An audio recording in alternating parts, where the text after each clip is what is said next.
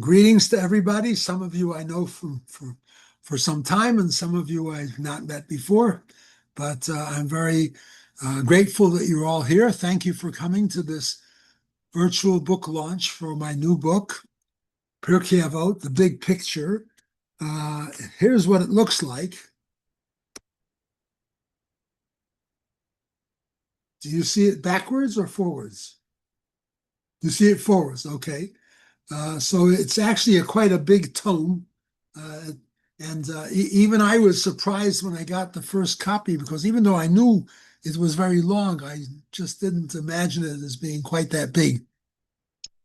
It had the publication of this book is, for me, a very exciting event, um, for which I am very, very grateful. Um, um, the book has 630 pages and is quite voluminous and heavy, but it is a very easy book to read. Now, I don't know what a virtual book launch is supposed to be, but I plan to speak for about 25 minutes, and then we'll be happy to respond to any questions that you might have or any comments that you might have.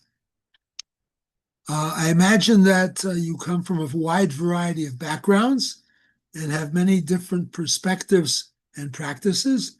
So on the one hand, I will try to provide explanations of all the terms that I use.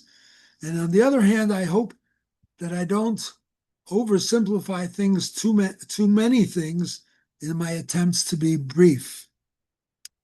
I will begin with a bracha, a blessing that expresses our gratitude for the opportunity to learn Torah together, followed by a short section of Pirkei Avot, and then a paragraph from my book about that section. I will later explain why I chose to begin with that section. So the bracha is Baruch atah Adonai Eloheinu melech olam, asher kiddushanu mitzvotav v'tzivanu la'asok b'divrei Torah.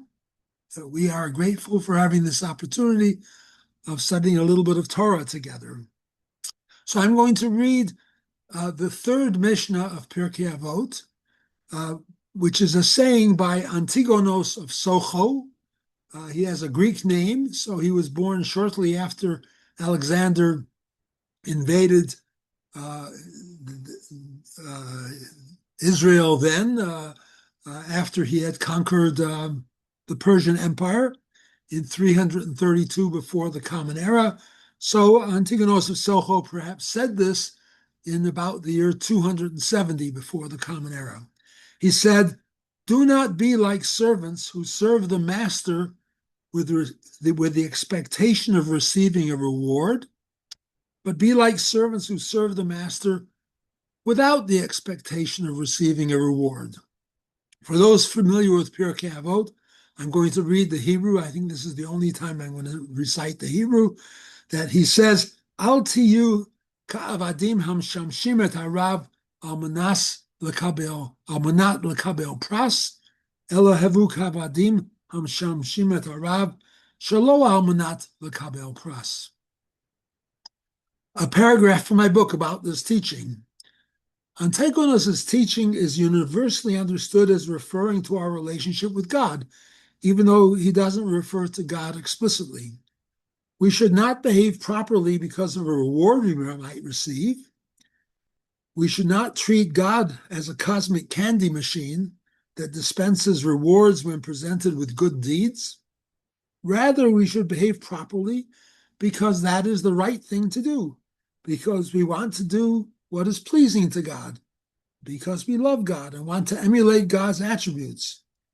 We should not behave properly in order to win a reward, whether that reward is receiving a positive evaluation in God's book, averting illnesses for ourselves or our families, the honor of being recognized as a wise or generous person, or earning a place in Olam Haba, the world to come. What Antigonos is teaching here seems quite clear. It has been clear to me since I learned it as a youngster. You should act properly because that's the right thing to do. The question of what reward you might receive for your good behavior shouldn't even enter your mind. So we'll come back to Antigonus's teaching in a moment, but I will first talk a little bit about my new book. What does the title of my book refer to? What is Pirkei Avot? In the 2nd century of the Common Era, all of the teachings and practices of Judaism were compiled into a set of 6 books called the Mishnah. Pirkei Avot is the name of a small section of the Mishnah. It contains about 100 paragraphs of the over 5,000 paragraphs in the Mishnah. Perhaps it's about 2% of the Mishnah. Each individual paragraph of the Mishnah is also called a Mishnah, and the plural of Mishnah is Mishnayot. The book that we're launching today is about Pirkei Avot, and it looks at this collection from a broad perspective. Hence, its title is Pirkei Avot, The Big Picture. For the last 100 years, Pirkei Avot has been translated as Ethics of the Fathers because it has a lot to say about what it means for people to behave ethically. How did my book come about? Well, a few months before COVID, I started teaching a class on Pirkei Avot for people in my congregation, the Highland Park Minyan in New Jersey, which once COVID arrived, turned into a virtual course. We went through Pirkei Avot, one Mishnah, one paragraph at a time, as it is studied traditionally, several Mishnayot at each session, until a few years later, we had completed our study of all six chapters and all 120 through 23 Mishnayot of Pirkei Avot. Somewhere along the way, I realized that my notes, some prepared before each class and some after each class, could turn into a book. That book was called Reflections on Pirkei Avot, not just what my Rebbe taught me. And I published it myself in 2022. Like other books on Pirkei Avot, Reflections provides commentary on each Mishnah in the order in which they appear in Pirkei Avot. As the course and the book developed, I realized that each Mishnah in Pirkei Avot typically has nothing whatsoever to do with the Mishnah that precedes it or the Mishnah that follows it, so that it is easy to overlook the important themes and the important patterns in Pirkei Avot. For example, it is easy to overlook the fact that many Mishnayot refer to the rewards of studying Torah, despite Antigonus's teaching at the beginning of Pirkei Avot that one should not be concerned about possible rewards. Had they forgotten this teaching of Antigonus, or had they rejected it? Similarly, it is easy to overlook that many Mishnayot in Pirkei Avot deal with anger, and that many Mishnayot urge scholars not to seek honor for themselves. As a result, in my previous book, I included supplementary sections about the major themes of Pirkei Avot. In that sense, my previous book, although it was like other books on Pirkei Avot in that it included commentary on each Mishnah, it was unlike other books on Pirkei Avot because it had paragraphs, sections which talked about the themes of Pirkei Avot.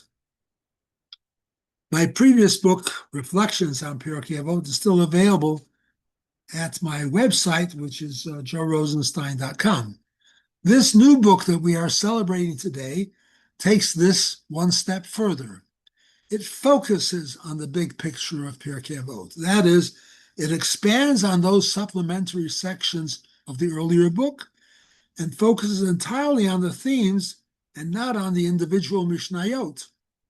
Although, of course, many of the Mishnayot, perhaps most of the Mishnayot in Pirkei Avot, are mentioned in it.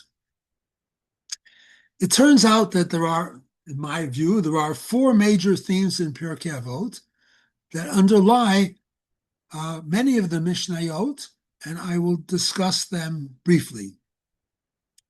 Now, it's important to remember that the Second Temple was destroyed in the year 70 of the Common Era, an event that we memorialized 3 weeks ago on Tisha B'Av, the 9th of Av.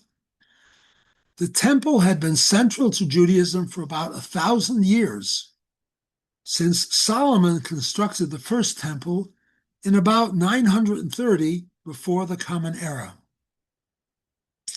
So 3 of the major themes in Pirkei Avot are really connected to that devastating event. To ensure that Judaism didn't break into different factions, it was necessary to collect together the teachings and practices that had developed over the years and develop them into a new, portable version of Judaism that was not focused on the temple. This project was initiated soon after the destruction of the temple by Rabbi Yochanan ben Zakkai and Rabban Gamliel II, and was completed 100 years later in about 200 of the Common Era under the direction of Rabbi Yehuda Hanassi, incorporating earlier work of Rabbi Akiva and Rabbi Meir.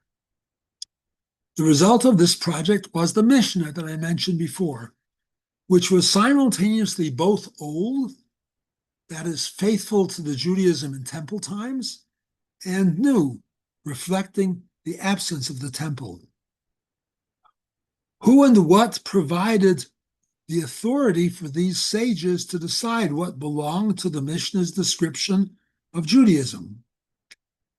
That was the notion of the oral Torah, the belief that God gave an oral Torah to Moses at Sinai, as well as the written Torah, which is recorded in the Torah scrolls that we read from to this day, and that this oral Torah had been handed down from generation to generation without change. What they were doing was compiling and recording the oral Torah, not inventing something new. Thus, the Mishnah was authoritative, for it was essentially given by God to Moses at Sinai. The focus of the first chapter of Pirkei Avot is what's called the transmission narrative that describes the transmission of the Torah, including the oral Torah, from God to Moses, to Joshua, to the prophets, to Hillel and Shammai, 2,000 years ago, and then to Rabbi Yochanan ben Zakkai. Where did this idea of an oral Torah come from? This was one of the defining beliefs of the Pharisees, which had existed as a group for only about 200 years prior to the destruction of the temple. The establishment, the Sadducees, believed that the practices of Judaism were instead developed over time, as is usually the case with judicial systems. When the temple was destroyed, the leaders of the Sadducees, including the Kohanim, the priests, and the ruling class, were mostly killed. Thus, once the temple was destroyed, the Pharisees became the dominant group, and its belief that God gave Moses the oral Torah at Sinai became normative in Judaism. In the Bible itself, there is no evidence of an oral Torah, and there is no evidence of its transmission, as described in the first chapter of Pirkei Avot.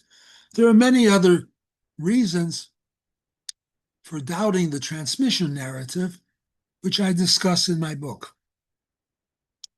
A second major theme is rewards and punishments, and the notion of Olam Haba, the world to come. This was the second major difference between the Pharisees and the Sadducees. The Pharisees believed in it, and the Sadducees did not. With the destruction of the temple, the Pharisees' belief in Olam Haba becomes normative in Judaism. But it also becomes necessary to Judaism because of the devastation that came about as a result of the failed Bar Kokhba rebellion in the years roughly 130 to 135, in which the number of Jewish casualties was greater than at any time until the Holocaust. Hundreds of thousands of people were killed, sold as slaves, forced into prostitution, and died of starvation and disease. That devastation also destroyed the biblical idea that the righteous will flourish like the palm tree, as in Psalm 92, the psalm for Shabbat, where we sing Sadik Katamar Yifrach. And so the idea of Olam Haba became necessary because this world was full of suffering for the righteous under the hands of the Romans. This could only be corrected in Olam Haba. So Olam Haba becomes the notion of Olam Haba, like the notion of oral Torah, also does not appear in the Bible except for a passing reference in the book of Daniel. Both were introduced into Judaism in the 2nd century before the Common Era, when the book of Daniel was written, and both became normative in Judaism 350 years later when the Mishnah was compiled.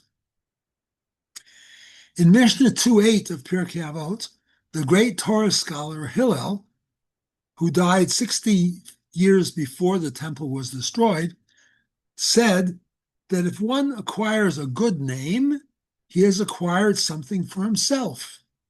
But if he studies Torah, then he acquires a place in Olam Haba. This is the earliest mention of Olam Haba, the world to come, in a Jewish text. And it says that Olam Haba is a reward for studying Torah. The point of my book is that you can't study the point of my book is that you can't study that Mishnah in isolation, because 150 years later, Shimon Bar Yochai, one of the principal students of Rabbi Akiva, says in Mishnah 4:17 that the crown of a good name surpasses the crown of Torah. That directly contradicts what Hillel said. And the first Mishnah in chapter 10 of the treatise of Sanhedrin, which, as it happens, is recited before the reading of each chapter of Pirkei Avot, says that all Jews have a place in Olam Haba. That too contradicts Hillel, who reserved Olam Haba for Torah scholars. Thus, if you read Pirkei Avot one Mishnah at a time, you might not realize that Hillel's teaching became obsolete in the face of the need for there to be a reward for good deeds at a time that the Jewish people were suffering the oppression of the Roman Empire. A third major theme of Pirkei Avot is the study of Torah. Before the destruction of the temple, one of the roles of the Kohanim, the priests, was to teach the people what God expected of them.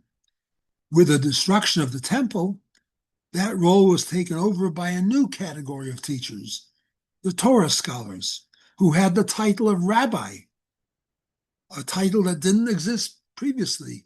We never refer to Hillel as Rabbi Hillel or Shammai as Rabbi Shammai. It is only after Yochanan ben Zakkai that his students become called rabbi.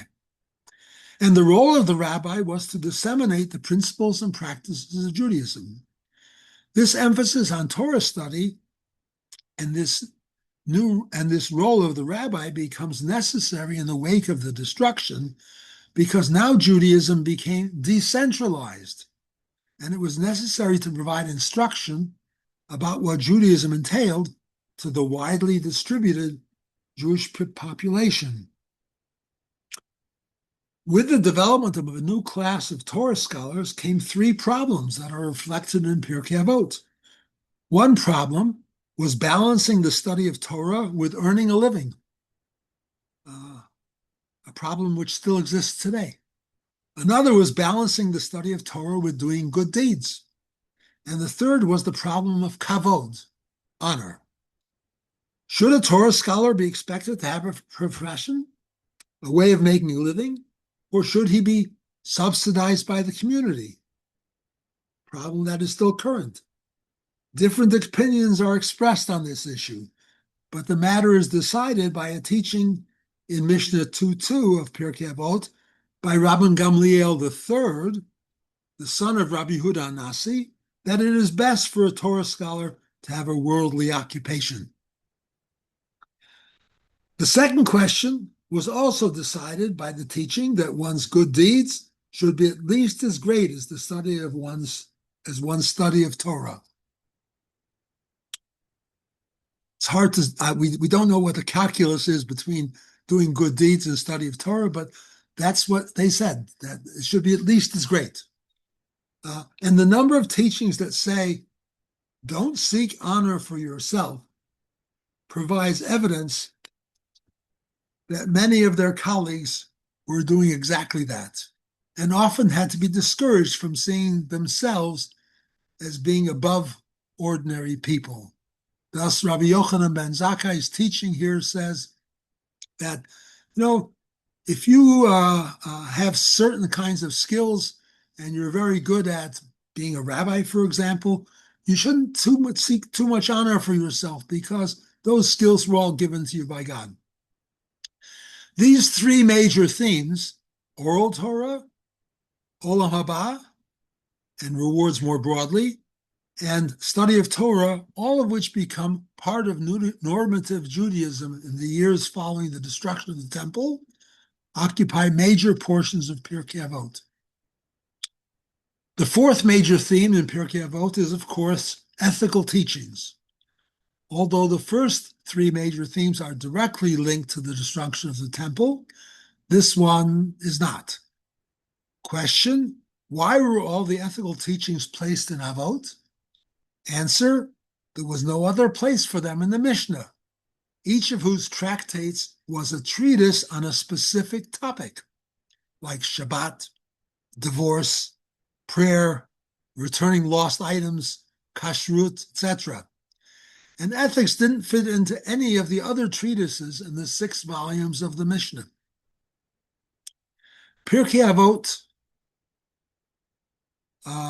does not literally mean ethics of the fathers, but rather chapters of general principles. However, a translation of it that was published early in the 20th century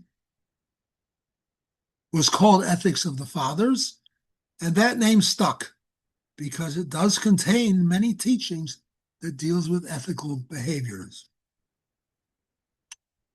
As I read and reread Pirkei Avot, I extracted 90 ethical principles from 46 of its 123 Mishnayot.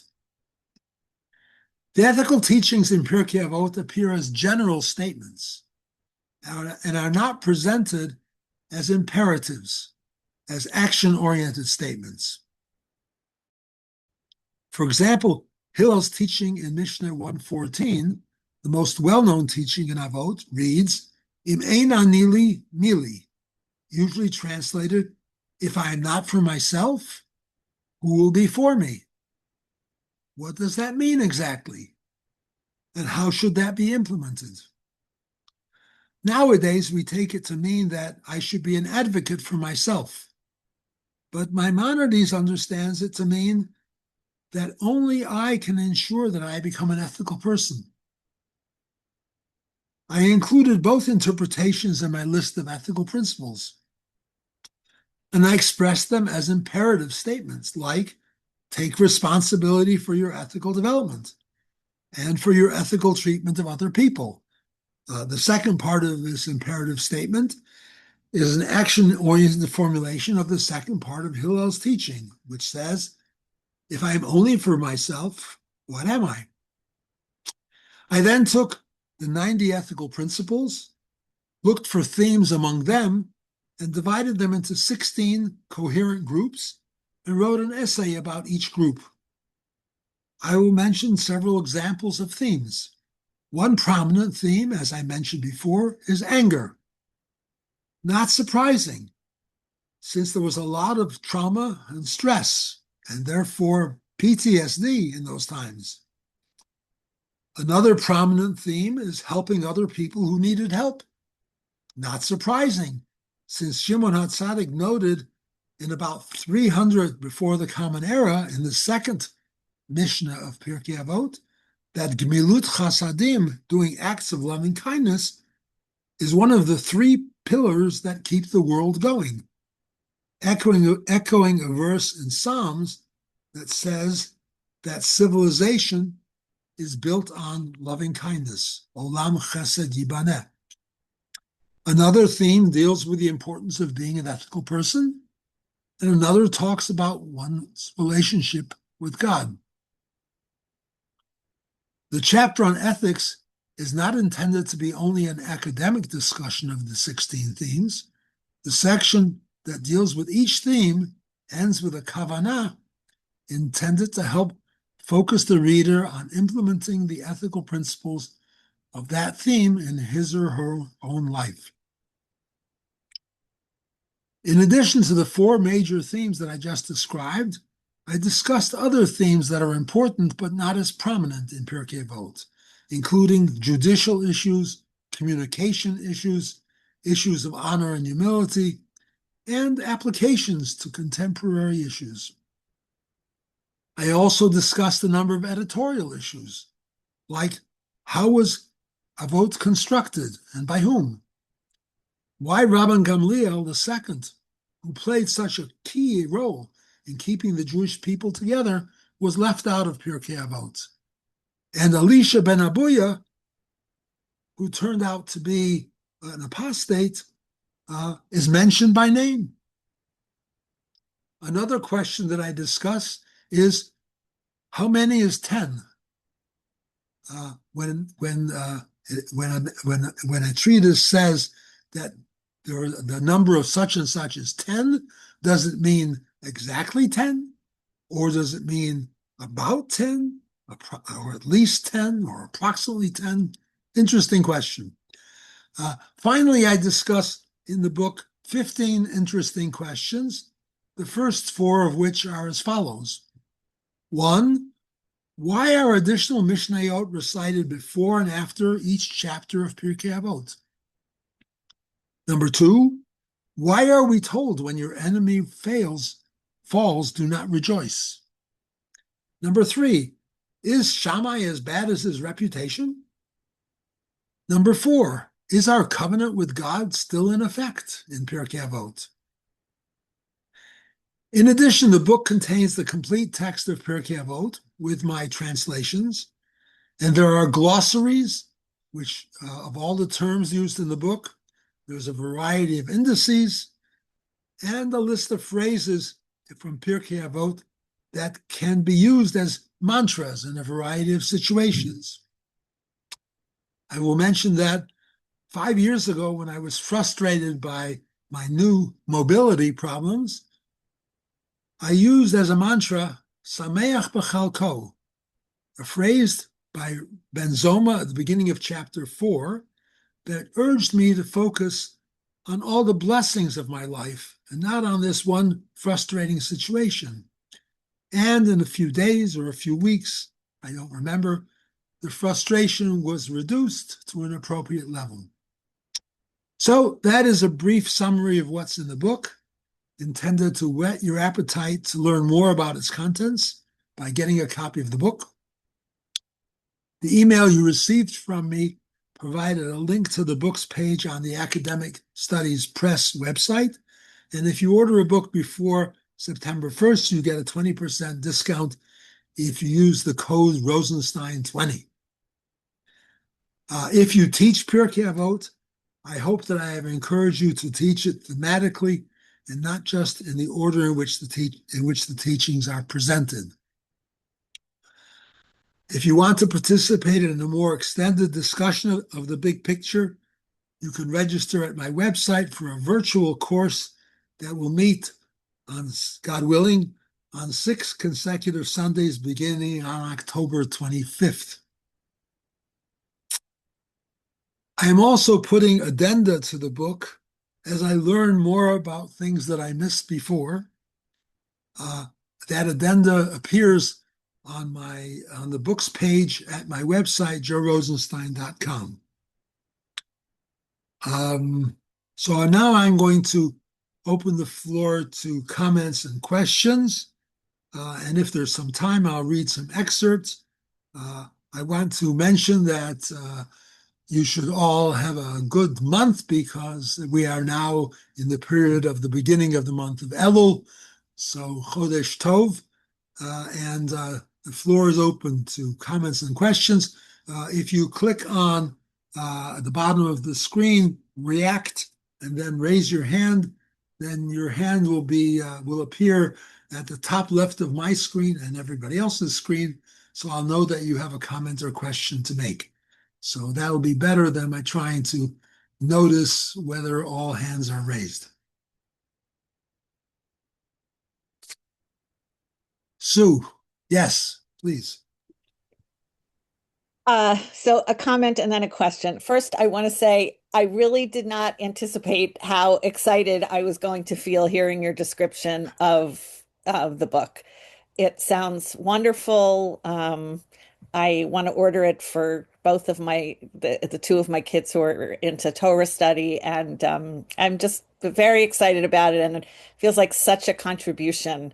I had a question about Thank you. your very welcome. Um, I wanted to ask about its use in a learning and teaching context.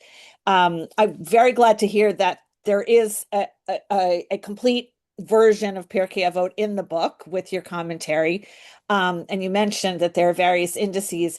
Is there an easy or relatively easy way, if one is learning through Pirkei Avot, that you can know where the Mishnah, like a given Mishnah that you're reading or studying, where that's referred to in the book? Yes, I believe so. I haven't since the book arrived. I haven't looked for that, but I believe that each Mishnah in Pirkei Avot in the index it does say where that Mishnah appears. So I'm not checking it. I'm sort of checking it right now, and I'm not. It's going to take me a minute to find it, but I believe yes. So for every Mishnah, it gives a list of pages in the book where it appears, Perfect. which Perfect. is exactly Right. exactly for the reason that you were asking. Yes, That is so terrific from a point of view of learning on your own or with somebody or teaching. That's terrific. Joe, this yes, is really, really exciting. Thank you. Thank you so much. you're very welcome. Thank you. Anyone else have a comment or question? Yes, Anita. Hi. So I've been a big fan since the Siddur came out and the Machzor came out. Just to let you know that yours is the Siddur we use up at the Great Lakes Navy Base outside Chicago when we go up Yes, and teach to the recruits and lead Shabbat services, Kabbalat Shabbat. We use your Siddur. It's my favorite. I have your Reflections book. So yes. I guess my biggest question is what's the difference between this new one coming out and the reflections? Well, so as I said at the very beginning, the reflection started out by having a commentary on each Mishnah in the order in which it occurs, Mm-hmm. and brief essays in the middle, which talked about the major themes. What I did was expanded those essays about the major themes and left out many of the commentaries about Mishnayot that didn't fit into any of those themes. So many of the Mishnayot are interesting, but they don't fit under any of those categories very easily. So, or many parts of Mishnayot. So, for example, an ethical teaching by one of the sages may appear in a Mishnah together with 10 other statements. And only the part that I wanted to focus on was the ethical part. So not everything is commented on in this book. In the previous book, everything was commented on. In this book, only certain things are commented on, but the major themes part of it is expanded. So in a way, they complement one another. I